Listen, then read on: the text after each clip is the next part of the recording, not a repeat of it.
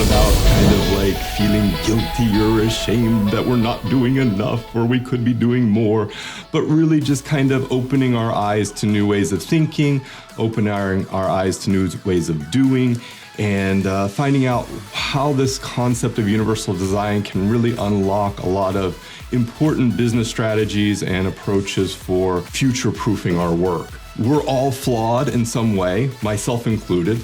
I wake up in the morning and I think to myself, I wonder what biases and problems I'm going to discover about myself today.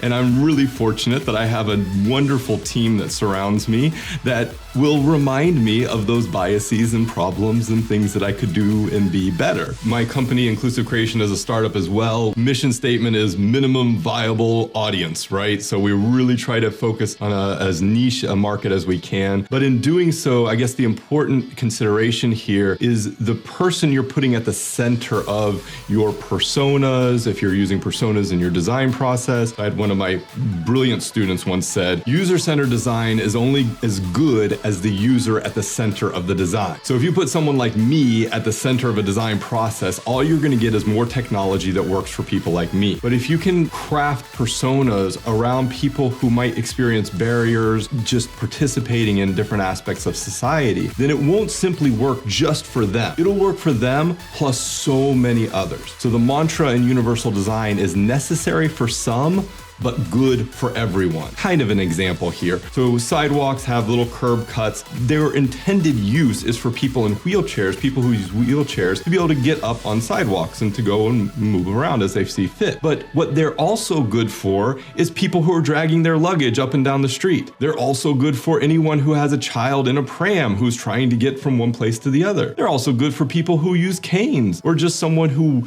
wants an easier route to access the sidewalk. Universal design isn't about adding more work. It's about changing the existing work to focus in on groups of people who might experience barriers accessing or using their technology.